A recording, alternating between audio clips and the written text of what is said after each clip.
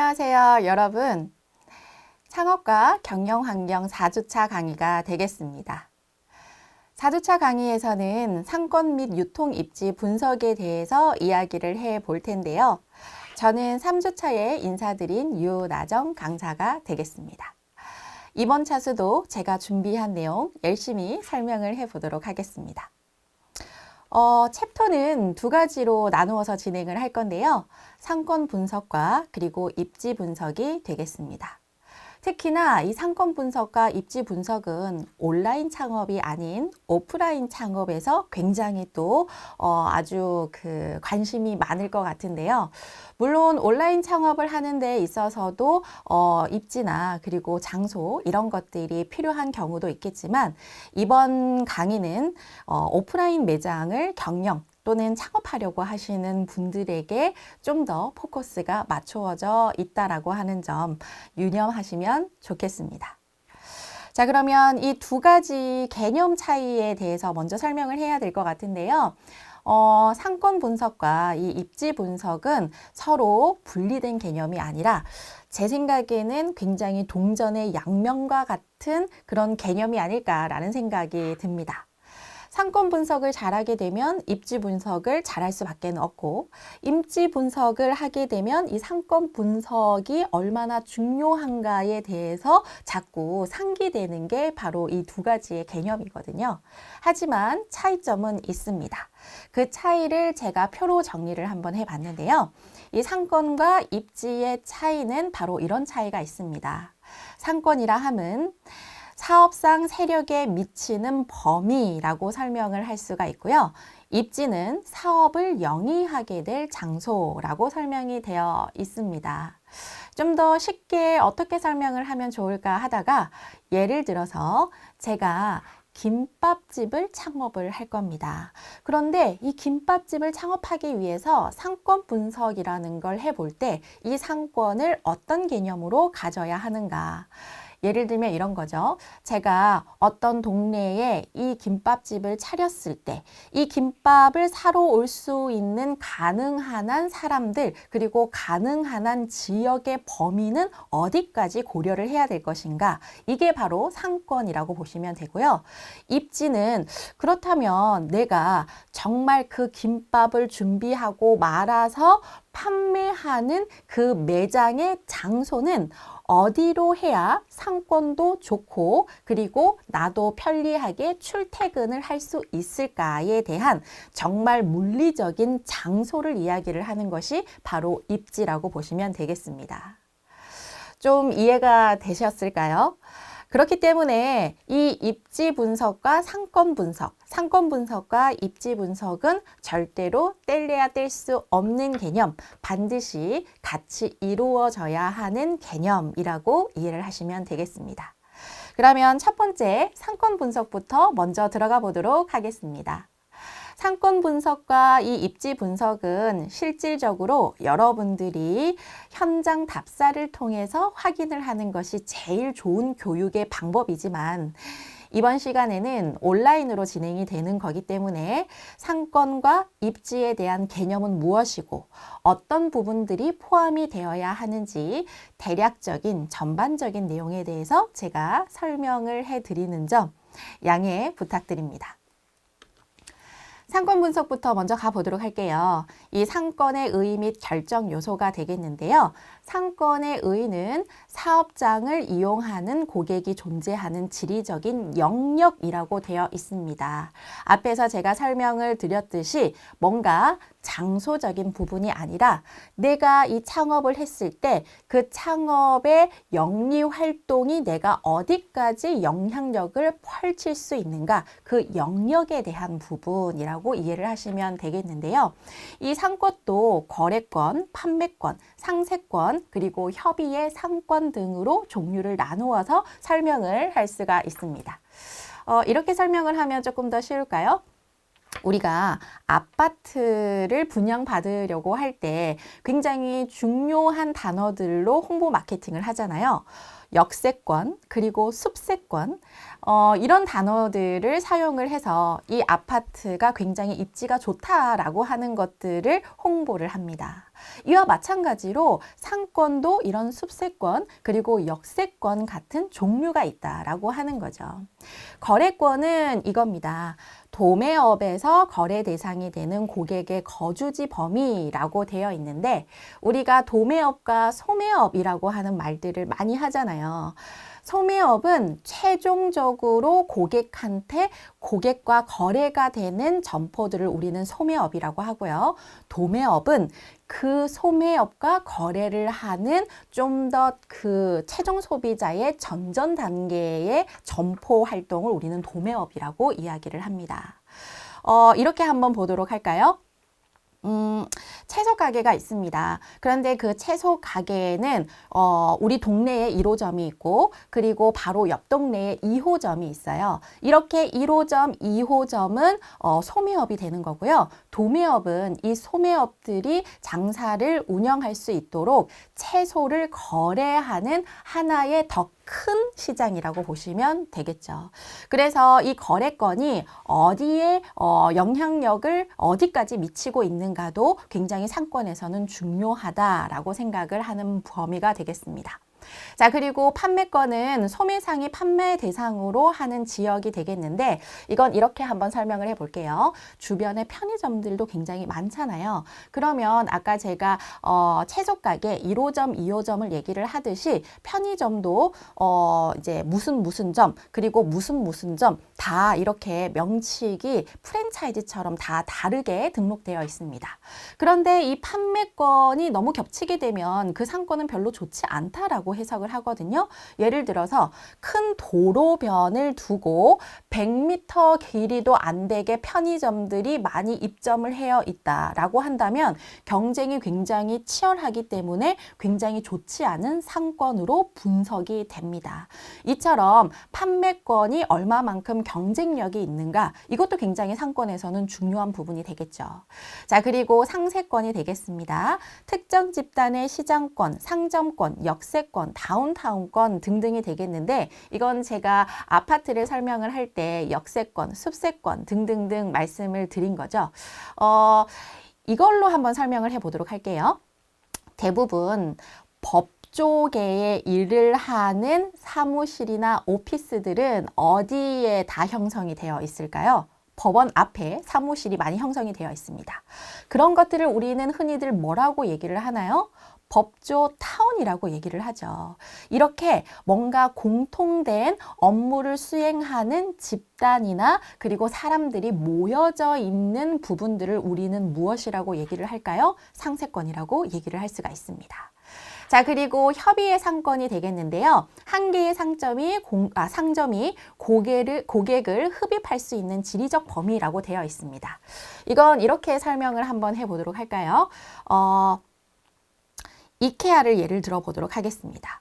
이케아는 기장 쪽에 아주 큰 매장으로 자리 잡고 있습니다. 그래서 이 매장을 가기 위해서는 지역이 좀 멀더라도 대중교통이나 아니면 자가차를 이용을 해서 올 수밖에는 없는 아주 특징적인 영향력을 가지고 있어요. 이처럼 많이 가지고 있지는 않지만 하나의 특정 상품을 크게 단독으로 창업을 하게 되었을 경우에는 지리적인 범위가 굉장히 늘어나게 되는 겁니다. 이렇게 특정한 창업을 통해서 지리적인 범위를 크게 확대해서 영향력을 끼칠 수 있는 것들을 협의의 상권이라고 설명을 할 수 있겠습니다. 상권 형성의 요소도 한번 살펴보도록 하겠습니다. 풍부한 상품력이나 구색을 갖추어야 한다. 소비력이 왕성해야 한다. 교통수송은 성장의 기본이다. 행정적 요충지는 지역 상권의 중심이 된다. 자본의 소재와 크기에 따라 형성되기도 변화하기도 된다. 라고 적혀져 있습니다. 쭉 읽어보면 아마 예측이 다 가능한 부분일 것 같은데요. 상품력이나 구색을 잘 갖추는 이런 것들은 우리가 고객님들이 어쨌든 우리 점포를 방문을 했을 때 구매력을 높이기 위한 가장 기본적으로 고려해야 되는 부분이라고 볼 수가 있습니다. 그리고 소비력이 왕성해야 된다라고 되어 있는데 이렇게 설명을 한번 해 보도록 하겠습니다. 결국 우리가 창업을 한다라고 하는 건 영리를 목적으로 업무를 수행하는 행동을 하는 거잖아요. 그런데 내가 창업을 했을 때 이 주변에는 연령층이나 그리고 이 주변에 1인 가구 소득을 봤었을 때 대부분 기초생활수급자들이 많이 있는 지역에는 비교적 소비력이 그렇게 높다라고 판단할 수가 없는 거겠죠. 이왕 영리를 추구하는 목적이 있다라고 한다면 구매력, 즉 소비력이 많이 갖추어진 집단이 있는 곳으로 가는 게 굉장히 상식적인 면으로도 충분히 이해가 되실 겁니다. 교통수송은 성장의 기본이다 라고 되어 있는데 역세권이라고도 설명드릴 수가 있을 것 같고요. 그리고 우리도 뭔가 물품을 준비하고 발주를 내고 조달하는 데 있어서 너무 교통이 불편하다면 굉장히 위험한 변수가 많이 발생을 할 거기 때문에 이런 부분들도 고려를 해야 합니다. 행정적 요충지는 지역 상권의 중심이 된다라고 되어 있습니다. 이건 제가 앞에 법조타운을 설명을 했기 때문에 굳이 또 설명을 하지 않아도 될 것 같습니다. 자본의 소재와 크기에 따라 형성되기도 변화하기도 한다라고 되어 있습니다. 이 부분은 아마 조금 나이가 있으신 분들은 엄청 많이 공감하실 것 같습니다. 상권도 시대에 따라서 굉장히 많이 변화하죠. 저는 이제 고향이 부산이기 때문에 예전에 굉장히 번화가, 상권이 좋은데라고 하면 서면 1번가 이런 부분이었었거든요. 약간 좀 옛날 사람인가요? 하지만 지금은 서면 1번가가 주 상권이 아닌 시대에 살고 있는 거죠. 이런 것처럼 시대에 따라서 굉장히 상권은 변화한다라고 볼 수 있습니다. 이 부분도 한번 살펴보도록 할게요. 상권의 결정 요소가 되겠습니다. 당연히 업종에 관련해서 결정 요소가 이제 영향을 미치게 되죠. 내가 판매업을 할 것인지, 서비스업을 할 것인지, 외식업을 할 것인지, 레저 스포츠업을 할 것인지 등등에 따라서 상권을 어디에 결정을 하는 것이 굉장히 중요해집니다.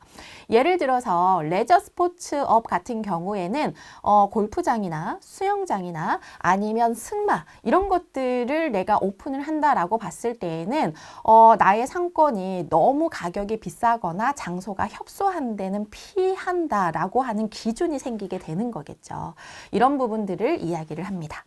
자, 그 다음은 경영 전략이 되겠습니다. 경영자의 경영 자세 및 영업 판촉 전략에 따라서도 상권이 결정되게 되는데 예를 들면 이렇게도 설명을 할 수 있을 것 같아요. 우리가 블루 오션이냐 레드 오션이냐 라고도 이야기를 하잖아요.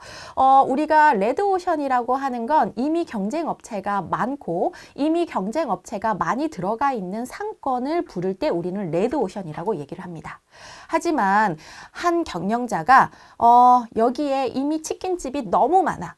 하지만 나는 나만의 맛으로 치킨집이 많은 그 경쟁 구도에서 살아남을 자신 있어. 라고 한다면 굳이 레드오션이라 할지라도 경영자의 의사결정권에 따를 수가 있다라고 하는 거죠.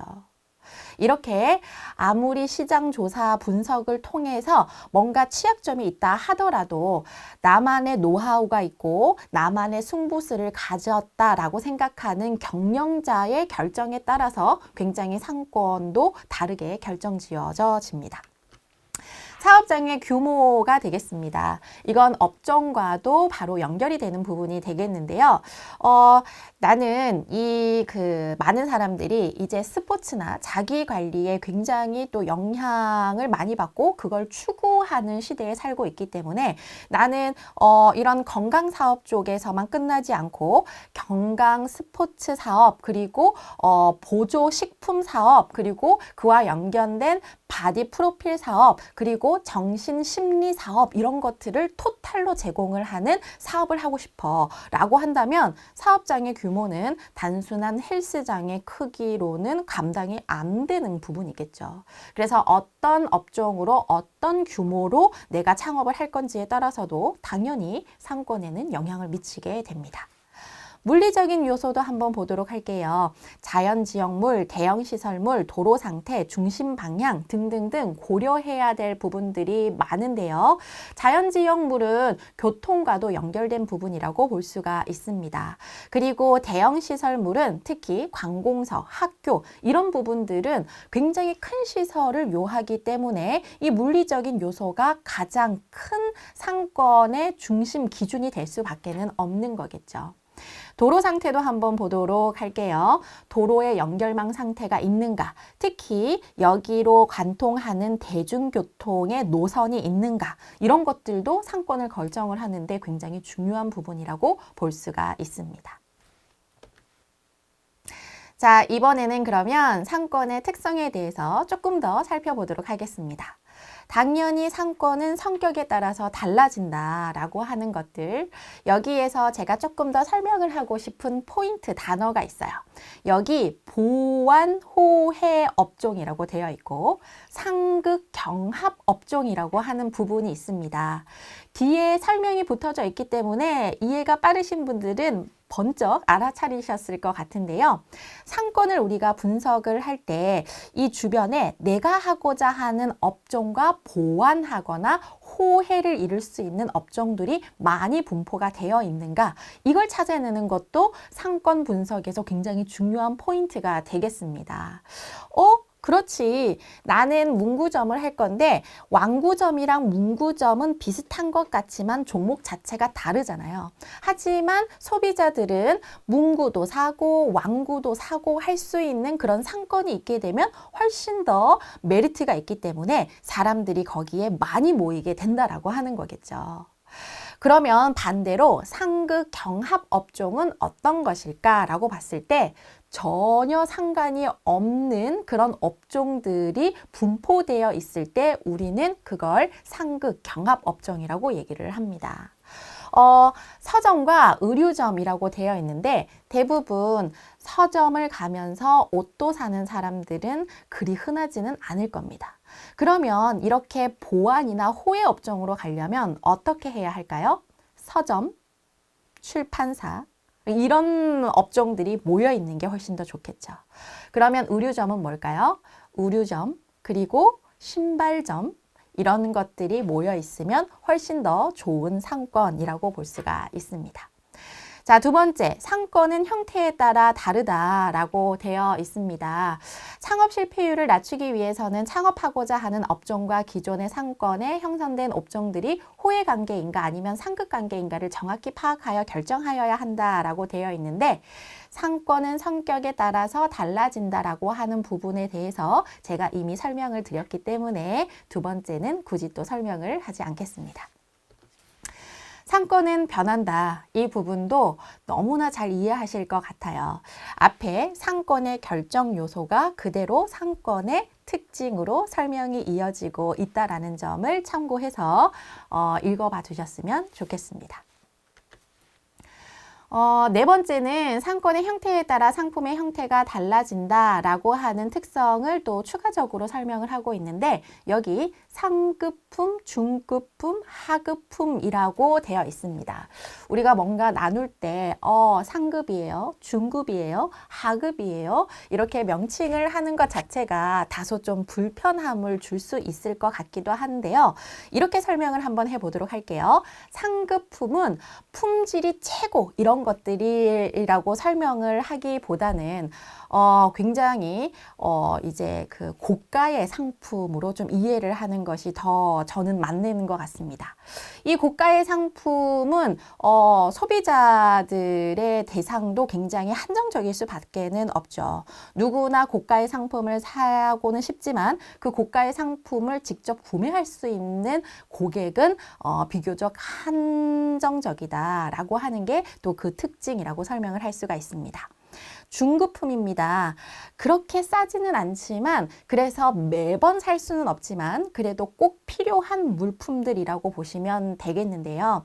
가장 대표적으로 가정용 전기기구가 아닐까 생각을 합니다. 에어컨이나 TV 이런 것들도 우리는 너무나 고가는 아니지만 그렇다고 또 너무나 싼 것도 아니잖아요. 그래서 매달 구매하는 건 아니지만 어느 정도의 이제 가격이 있고 그리고 꼭 살면서 한 번씩은 구매해야 하는 그런 상품들을 우리는 중급품이라고 보시면 되겠습니다. 자, 하급품은 구매 빈도가 많은 상품인데요. 대표적으로 식료품이 될 수가 있습니다. 나는 그렇다면 이 창업을 할 때 어떤 업종으로 그리고 이 상권 분석을 할 때 상급품이 많이 분포된 상권인지 하급품이 많이 분포된 상권인지를 파악을 먼저 할 수 있다면 굉장히 또 유리하지 않을까 생각이 듭니다. 이 표도 한번 보도록 하겠습니다. 상권의 유형도 생각보다 굉장히 많이 정리를 할 수가 있습니다. 고객 흡인율별 1차, 2차, 3차 상권, 그리고 형태별, 범위별, 지역적 특성별, 점포 유형별, 상품 유형별, 업태별, 입지별 등등등등 다양하게 이 상권의 유형을 나누고 있는데요. 이거를 모두 다 설명을 하면 1시간이 훌쩍 넘어버릴 것 같아서 제가 제일 무난한 몇 가지만 설명을 하고 넘어가도록 하겠습니다. 우선 1차 상권, 2차 상권, 3차 상권이라고 되어 있는데 여러분들 딱 삘이 오시지 않나요? 제일 좋은 상권은 분석을 할 때 어떤 상권일까요? 맞습니다. 1차 상권입니다. 이 1차 상권은 주 고객층 분들이 주로 분포하고 있는 지역 또는 유동 인구의 유입이 굉장히 많은 지역을 우리는 1차 상권이라고 하고요. 2차 상권은 1차 상권에서 조금 더 벗어난 상권, 3차 상권은 그것보다 더 벗어난 상권이라고 볼 수가 있습니다. 제가 굉장히 단순히 설명을 한 거지만 대략적인 기준은 이렇게 잡으셔도 큰 무리는 없을 것 같고요. 뒤에 제가 입지 설명을 할 때에도 A급, B급, C급 입지를 나누면서 설명을 하는 개념이 있거든요. 이것도 상권에서 얘기를 하는 1차 상권, 2차 상권, 3차 상권과도 굉장히 긴밀하게 연결된 개념이라고 보시면 되겠습니다. 자, 그러면 우리 상권의 유형에서도 살펴봤고요. 그러면 상권 분석은 어떻게 하는 것인가? 무엇이 포함이 되어야 하는 것인가? 이 부분에 대해서도 제가 이어서 설명을 드려보도록 하겠습니다. 상권 분석의 필요성은 눈으로 쭉 읽어보시면 되지만 제가 이걸 한 번에 설명을 하면 결국 상권 분석 능력이야말로 시장 조사 그리고 경쟁 우위의 이제 그 위치를 확보할 수 있는 굉장히 전략적인 활동이라고 저는 설명을 할 수가 있을 것 같습니다. 이렇게 표현을 하면 좀 그런가요? 우리가 전쟁을 치르려고 해요. 어떻게 보면 우리가 창업을 하는 것도 생존 경쟁이라고 얘기를 하잖아요. 전쟁이라고 제가 예를 들어서 좀 설명을 해본다면 우리가 어떤 전쟁터에 나가는지 그리고 우리가 누구와 싸워야 할지 이런 것들을 기본적으로 분석하지 않고 무작정 싸우러 나간다라고 하는 것은 굉장히 위험한 행동이라고 설명을 할 수가 있습니다. 이처럼 우리가 창업을 할 때 특히 매점이나 이 점포 창업을 할 때 상권 분석을 하지 않고 그대로 창업을 한다라고 하는 건 정말 있을 수 없는 일이다라고 설명을 좀 드리고 싶습니다. 자, 그러면 상권 분석을 할 때 어떤 조사 항목과 절차가 있어야 하는가 등등등도 추천을 하고 있는 것이 있습니다. 그리고 제가 지금 강의로 설명을 드리는 것은 모범 사례 또는 표준 예시이지 반드시 이런 것들을 꼭 포함해야 합니다 라고 하는 것은 아니다. 업종별에 따라서 더 추가해야 될 것 그리고 생략을 해도 무방한 것들은 당연히 존재합니다. 그래서 이 내용을 듣고 반드시 이거는 해야 돼. 이거는 여기에 포함이 되어 있지 않네? 그러면 빼도 되겠네? 라고 하는 생각은 당연히 안 하실 거라고 믿습니다. 자, 상권 분석의 조사 항목 보도록 할게요. 있는데요. 상권 내 경쟁시설물의 정보가 당연히 필요하죠. 그리고 상권 내 행정통계도 엄청나게 중요합니다. 여기에는 인구수가 몇인지, 세대수는 몇인지, 그리고 여기에는 젊은 사람들이 많은지, 아니면 은퇴를 한 고령화 인구들이 많은지, 학교가 있다면 그래서 취약 인구는 한 몇 명 정도가 있는지, 이런 것들도 우리가 업종을 선택할 때뿐만이 아니라 당연히 상권을 분석을 하는데 반드시 포함이 되어야 하는 부분이 되겠습니다. 자, 소비자 특성을 또 한번 보도록 할게요. 아, 이분들은 라이프 스타일이 어떠한가 라고도 저는 설명을 할 수 있을 것 같습니다. 이 소비자 특성은 상권 내 행정 통계랑도 당연히 이어지게 되겠죠. 여기에는 굉장히 오피스 피플들이 많구나. 그렇다면 뭔가 경제 활동을 많이 하고 그리고 왔다 갔다 하게 되는 유동 인구가 많다면 여기에서 회식을 좀 많이 할 수도 있고 또는 필요한 물품들을 또 출퇴근길에 살 수 있는 이런 편의시설들이 많으면 좋겠구나 라고 하는 것도 어느 정도 예상이 되는 거죠. 이처럼 소비자의 특성을 파악을 하게 되면 내가 어떤 업종을 좀 더 초점을 맞춰야 하는가, 내가 하고자 하는 업종과 이 상권이 매칭이 잘 되는가, 이런 부분들이 대번에 분석을 하게 됩니다. 자, 그리고 조사 항목을 조금 더 이어서 보도록 하겠습니다. 교통 및 도로 현황도 굉장히 중요하죠. 여기 도로 상태에 편도 4차선, 2차선, 1차선, 인도 등등등이 있다라고 하는데 한번 생각을 해볼까요? 인도인 도로 상태면 사람들이 많이 걸어 다니기 때문에 걸어 다니면서 그 도로변에 있는 점포 상점들을 잘 확인하고 어떤 것들이 있더라라고 하는 것들에 관심을 가질 확률도 비교적 높아질 수가 있습니다. 하지만 4차선 도로라고 한번 생각을 해볼게요. 그 점포에 내가 뭔가 살려고 들르고 싶어도 4차선이기 때문에 굉장히 잠깐 주정차 하는 것들은 어려울 수가 있다라고 하는 거죠. 이런 부분들도 고려를 하는 것이 중요합니다. 상권 변화도 한번 볼게요. 여기에 또 다른 행정 관할서가 생긴다든지 아니면 법조타운이 구성된다든지 아니면 새로운 도로가 뚫린다든지 이런 것들도 상권 분석을 하는데 굉장히 유의미한 정보가 되겠습니다. 자, 상권 분석의 절차를 한번 보도록 할게요. 상권 지도를 작성하고 주요 건물 및 공공시설을 파악을 하고 인구 통계학적 분석 쭉쭉쭉쭉 내려와서 사업 타당성 분석의 실시라고 되어 있습니다. 이건 기본적인 절차에 관한 부분이고요. 이런 것들을 내가 어느 정도 사전에 전문 지식이 많다라고 한다면 생략 가능한 부분도 있고 자체적으로 조율을 해서 진행할 수가 있습니다. 절차에 대해서는 앞에 조사 항목에 대해서 설명한 부분들이 그대로 순서별로 나열되어 있다라고 보시면 될 것 같고요. 이걸 보면 조금 더 좋을 것 같아요. 절차에 따라서 순서대로 진행을 하는 것도 좋은 방법이지만 내가 꼭 분석을 해야 하는 건 어떤 항목이 있을까? 그리고 어떤 항목을 구체적으로 평가해야 하는가? 그리고 나는 여기에 대해서 좋다, 보통이다, 나쁘다 또는 내가 좀 더 추가적으로 확인해야 될 상황은 어떤 것들이 있는가라고 표로 정리를 해서 현장 답사를 하는 것이 저는 제일 중요한 부분이지 않을까 생각을 합니다. 상권 분석표는요, 여러분들이 다양한 경로를 통해서 이제 그 예시물들을 많이 찾아볼 수가 있습니다. 저는 이 내용을 관광창업론이라고 하는 자료에서 찾았거든요. 이것 말고도 더 좋은 분석표가 있을 거기 때문에 참고를 하셔서 진행해 주시면 좋겠습니다. 자, 이제 입지 분석이 되겠습니다. 이 입지 분석은 상권 분석과 굉장히 연결된 부분이 많이 있기 때문에 입지 분석은 상권 분석에서 설명을 하는 부분들과 공통적인 점이 또 많을 수가 있습니다. 그래서 이 입지 분석은 제가 요점만 좀 더 파악을 해서 설명을 드리고 마무리를 할까 합니다. 이 입지의 중요성은 나열을 제가 정리를 좀 해봤는데요. 이렇게 좀 설명을 드리고 싶어요. 내가 매장을 오픈을 하려고 해요. 점포 창업을 하려고 해요. 그 장소를 한번 선택을 하게 되면 그 장소를 취소하거나 변경시키기가 아주 용이한가요? 절대 그렇지 않죠. 결국 부동산, 물리적인 환경의 계약이기 때문에 한 번 결정을 하게 되면 변경하기가 너무나 어렵다라고 하는 점에서 이 입지는 굉장히 중요한 의의를 가지고 있습니다.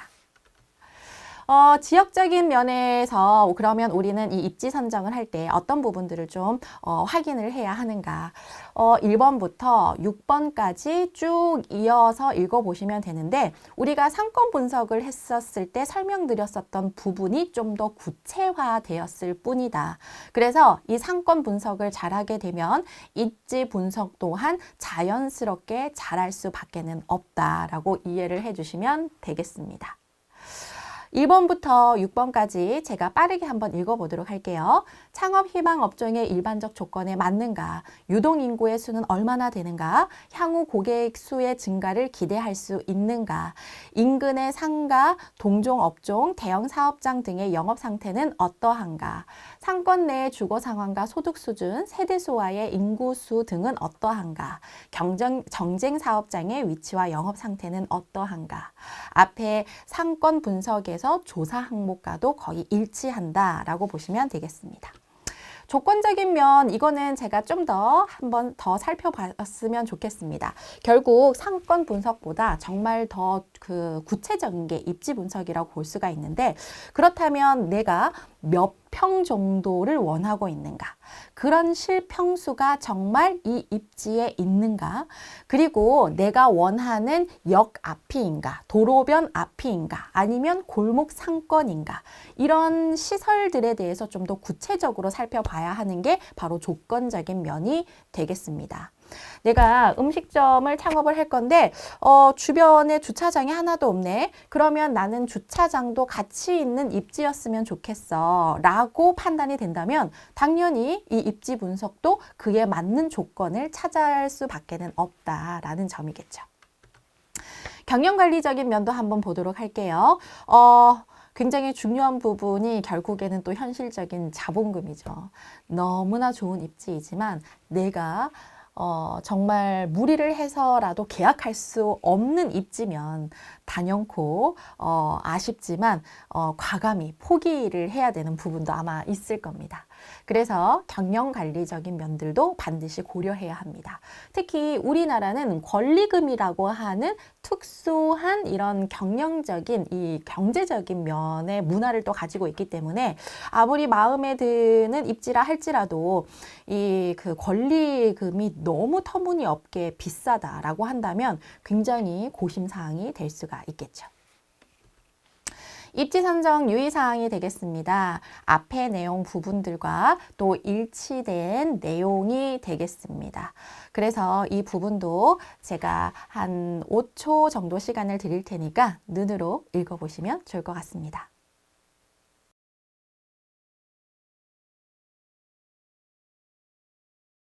자, 다음도 유의사항 마찬가지인데요. 앞의 부분을 다시 정리하고 있는 부분이 되겠습니다.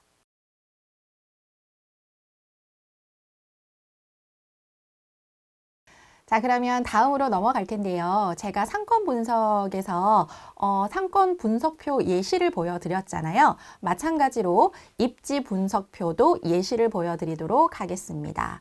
상권 분석과 굉장히 유사한 형태로 표로 제작되어 있고요. 항목도 굉장히 유사하긴 하지만 상권 분석보다 입지 분석표가 훨씬 더 구체적이고 상세한 부분을 체크하도록 하고 있다라고 하는 차이점만 잘 구분을 하셨으면 좋겠습니다. 자, 마찬가지로 입지 선정의 기본 절차도 한번 보도록 할게요. 계략적인 위치 선정인데요. 상권 분석이 잘 이루어지게 된다면 1단계는 무리 없이 절차가 진행될 겁니다. 그리고 2단계도 마찬가지로 상권별 1차, 2차, 3차 상권을 조사한 다음에 그 중에서 가장 제일 경쟁력이 있는 장소, 입지를 선택을 하는 거기 때문에 2단계도 상권 분석이 잘 되어 있다면 무난하게 넘어갈 거고요. 3단계는 우리가 흔히 발로 뛴다라고 얘기를 하죠. 상권 분석도 마찬가지지만 입지를 구할 때에는 상권 분석보다 더 많이 발로 뛰어다녀야 한다라고 하는 점, 바로 그게 그게 이 3단계 예비점포 물색 단계가 되겠습니다. 그리고 4단계도 한번 볼게요. 그러면 내가 마음에 드는 이 입지가 정말로 상권이 또 좋은가 다시 한번 재검토를 해보는 과정이 바로 4번째 단계가 되겠습니다. 앞에 우리가 1차, 2차, 3차 상권이라고 하는 부분이 있었잖아요. 그것을 입지 분석에서도 마찬가지로 고려를 하고 있는데 입지에서는 A급지, B급지, C급지로 나누고 있습니다. A급지는 저기 그림을 보시면 알겠지만 대로변에 있고 유동인구가 많고 그 주변에 큰 건물들이나 주택지가 있어서 일단 사람들이 거주하는 기간이 많은 곳이 우리는 A급지라고 보시면 되겠습니다. 사람들이 많이 왔다 갔다 하기 때문에 의류점이나 안경점이나 패스트푸드 이런 점들도 많이 입점해 있고요.